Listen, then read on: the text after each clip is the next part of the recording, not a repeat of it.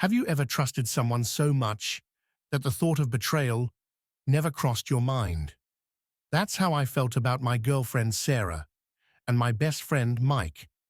But one day, everything changed. It started with a text message.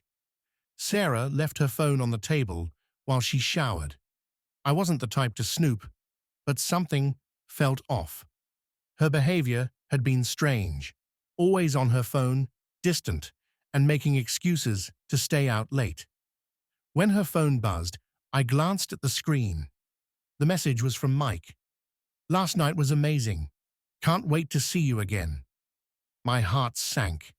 I didn't want to believe it, but the evidence was there. Confronting them was hard. Sarah denied it at first, but when I showed her the message, she broke down. Mike couldn't look me in the eye. They both admitted to the affair. In that moment, my world collapsed. But betrayal doesn't define you. I cut ties with both and focused on rebuilding my life. This experience taught me that even in the darkest moments, there's always a way forward. Now let me tell you how I caught her cheating through social media. I noticed Sarah acting differently, always on her phone, smiling at the screen and hiding it when I walked in. At first, I thought it was work stress, but deep down, I knew something was wrong. One night, scrolling through Instagram, I saw a post from a guy I didn't know. It was a picture of him at a fancy restaurant, and there, in the corner, was Sarah's hand, wearing the bracelet I gave her for our anniversary. My stomach dropped. I confronted her the next day. She tried to laugh it off, saying it was a coincidence. But when I showed her the photo, she couldn't deny it.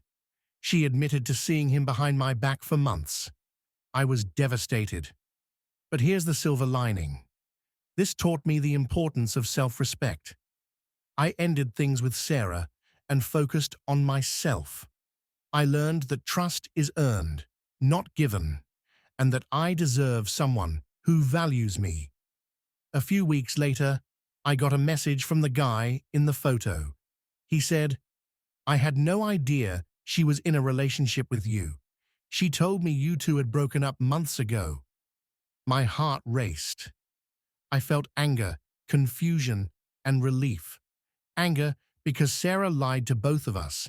Confusion because I couldn't understand why she'd do this.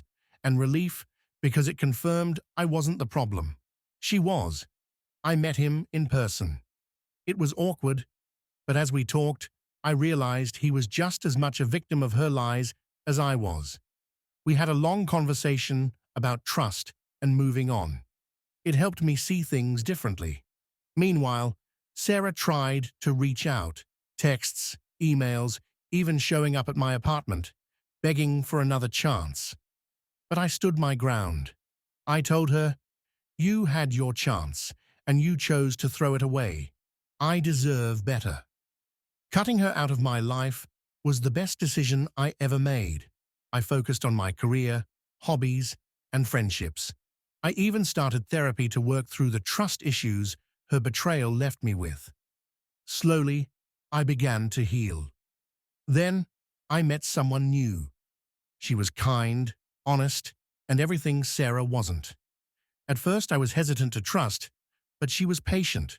She understood my past and never pressured me. Looking back, Sarah's betrayal was a blessing in disguise. It taught me self-respect, the value of honesty, and the courage to walk away from toxic relationships. If you're going through something similar, know this: betrayal hurts, but it doesn't define you. You have the power to rebuild your life and find happiness again. It won't happen overnight, but with time, you'll come out stronger. Thanks for listening. If you found this relatable or inspiring, don't forget to like, comment, and subscribe for more stories about love, heartbreak, and second chances. Until next time, take care of yourself. And remember, you deserve the best.